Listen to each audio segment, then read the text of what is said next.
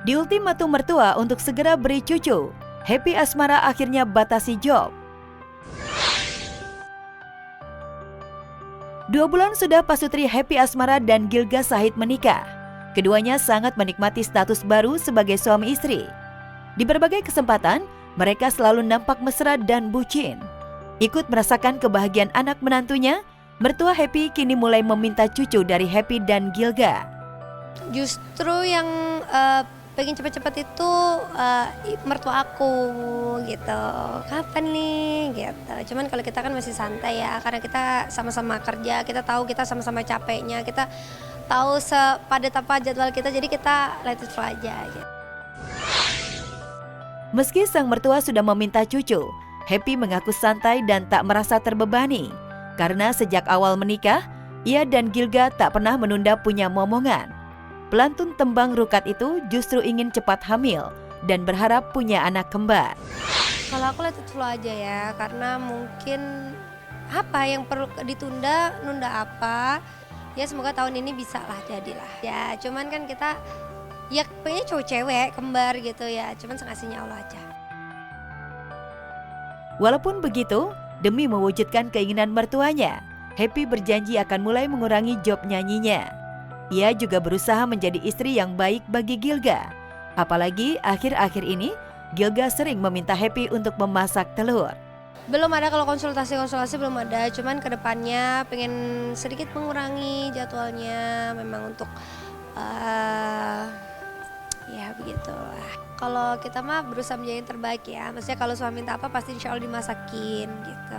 Tapi kesukaan dia tuh akhir-akhir ini lagi suka makan telur, jadi kayak telur dadar kayak gitu-gitu sih. Dia tuh ya kalau telur itu harus menu yang selalu ada di setiap masakan. Misal dia mau masak apa aja, mau masak sayur, mau masak apa, itu pakai telur. Mungkinkah itu pertanda Gilga ngidam dan Happy tengah hamil? Mengingat keduanya baru saja pulang honeymoon dari Thailand. Oh rahasia, rahasia dong. Ya kalau honeymoon mah bisa tiap hari. Enggak, itu tuh sebenarnya dadakan banget ya, karena emang kita tuh tipe orang yang kalau liburan tuh bukan yang ntar bulan ini, kalau kayak gitu kita nggak pernah terrealisasi gitu. Jadi pas waktu kemarin ada libur 4 hari, kita pas waktu neok jadwal libur 4 hari, sayang libur berapa? 4 hari, ya udah.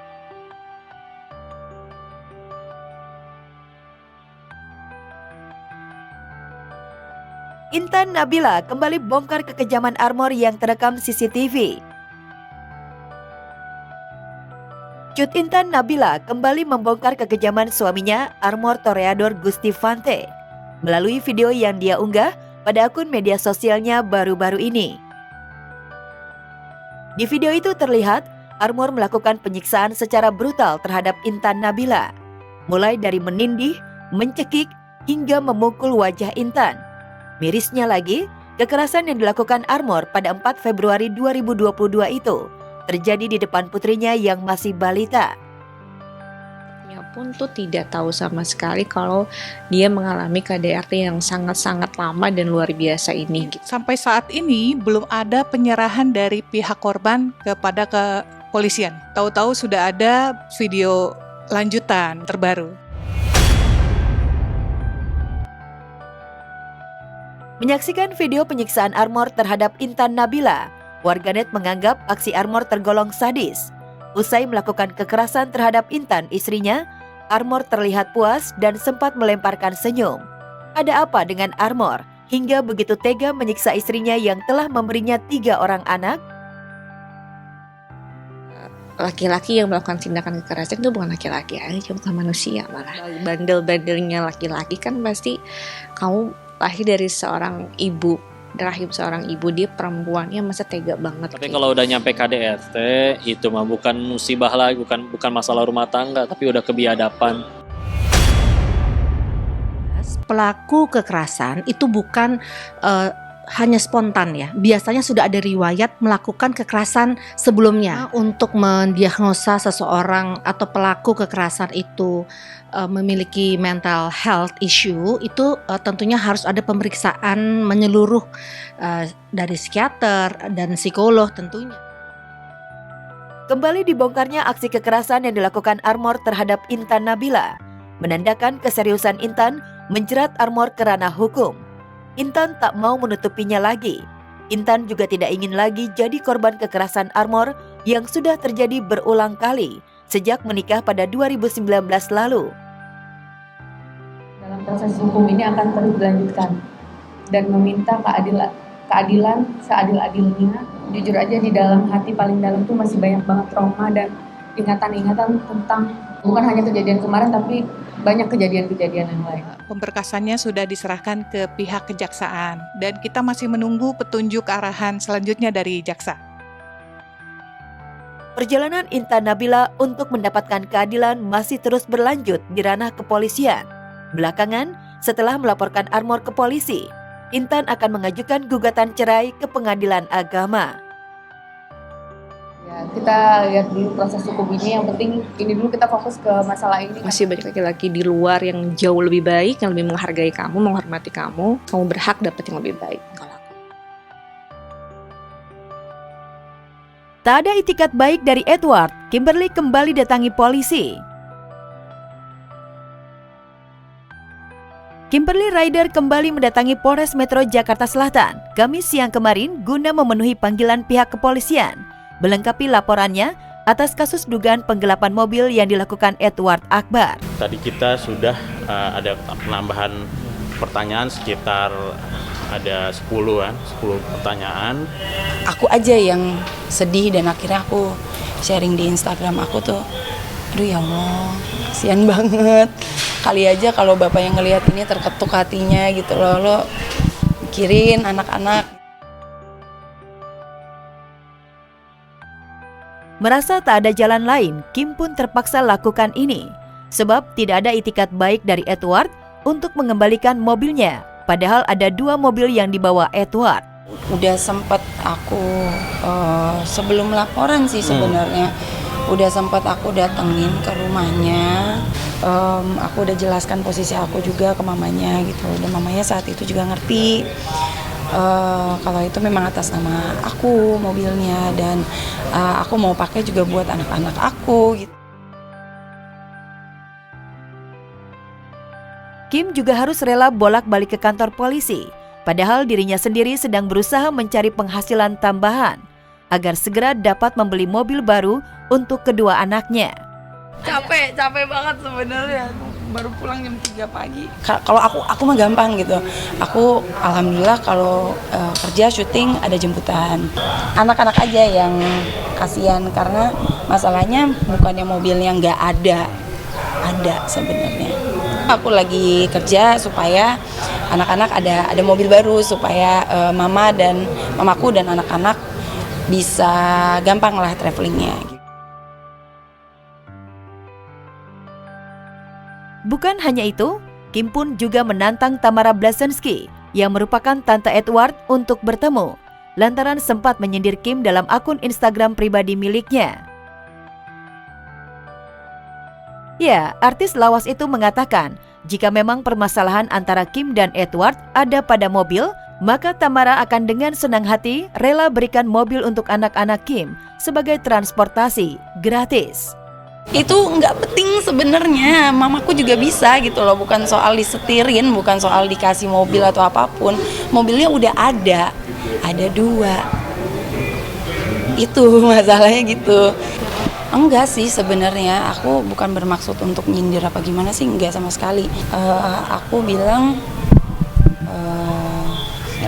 halo kak, ya kalau mau diobrolin tentang ini, ayo kita teleponan gitu sih. Ayo kita ngobrol.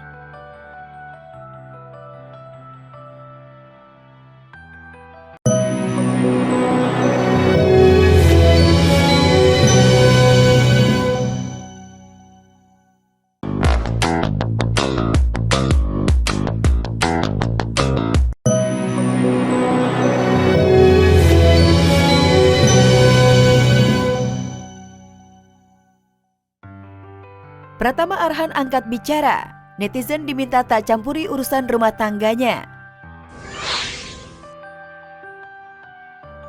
Di tengah suami sedang berjuang dan berkarir di Korea Selatan untuk keluarga dan istrinya, Azizah yang tinggal di Indonesia diduga telah bermain api di belakang sang suami. Kabar berhembus awalnya bersumber dari unggahan Rachel yang diketahui baru putus dengan Salim Nauderer. Usai kabar ini, Pratama Arhan akhirnya angkat bicara soal kabar perselingkuhan yang dilakukan oleh istrinya Aziza Salsa. Melalui konten eksklusifnya, Arhan pun menegaskan jika netizen sama sekali tak ada hak untuk mencampuri urusan rumah tangganya. Selain itu, beredar sebuah video di bandara yang diduga Aziza. Benarkah Aziza langsung terbang ke Korea untuk bertemu Arhan? Saat ini Arhan memang tengah berada di Korea Selatan seorang diri, tanpa ditemani sang istri. Hal ini juga menjadi pertanyaan salah satu warganet saat berada di Korea Selatan.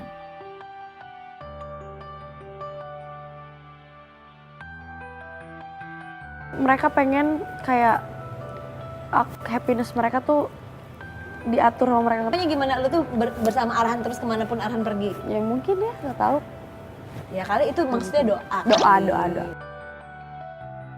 Selain mengaku rumah tangga mereka baik-baik saja, yang teranyar melalui kuasa hukumnya Ega Martadinata, Azizah pun melaporkan sejumlah akun media sosial yang menyebarkan hoaks dan memfitnah seputar dirinya ke Bareskrim Polri. Kalau bikin down enggak, tapi aku kaget. Jadi mereka tuh bikin Spekulasi, konspirasi sendiri kayak kenapa ya Ziza nggak berangkat, terus kayak mereka bikin kayak oh ini lagi sebenarnya mau ini nih sama temen-temennya gitu. Oh gitu. Itu cuma bikin drain aja sih, kayak apa sih lu semua kenapa sotoy gitu. Ya, diketahui perjalanan cinta Azizah dan Arhan menuju ke pelaminan memang cukup singkat. Hanya butuh 2 bulan saja usai perkenalan dan menikah di Jepang pada 20 Agustus 2023. Keduanya pun kerap memamerkan kemesraan dan kebucinan mereka di publik. Menurut aku yang beda sekarang itu cuman kayak jadi lebih banyak dapat perhatian dan jadi harus hati-hati aja. Lebih hati-hati mana yang harus bisa di-share, mana yang enggak gitu.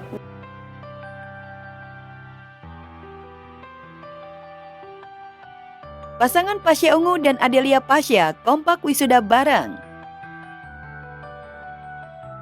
Hampir drop out, pasutri Pasha Ungu dan Adelia Wilhelmina, istrinya, akhirnya berhasil menyelesaikan studinya di Universitas Tadulako, Palu, Sulawesi Tengah.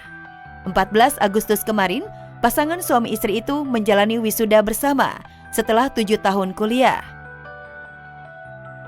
Ya, proses berwisuda itu kan sakral menurut saya. Kita bersyukur karena kita bisa sampai di titik itu gitu. Sebenarnya kan udah lama itu dari sejak wakil wali kota gitu kan. Sudah hampir 7 tahun, jadi memang sudah harus diselesaikan, kalau enggak nanti bisa drop out.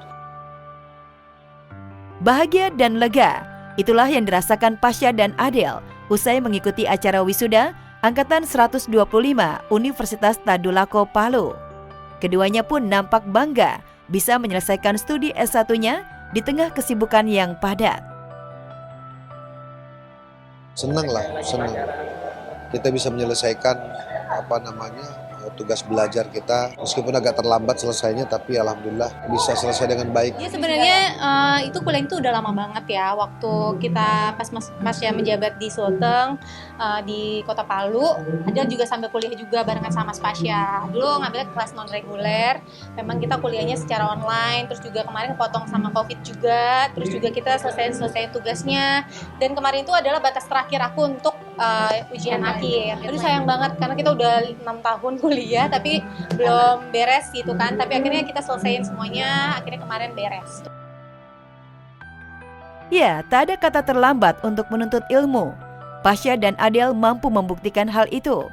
Mereka baru mendapatkan gelar sarjana hukum di usia Pasha yang menginjak 44 tahun dan Adel 35 tahun.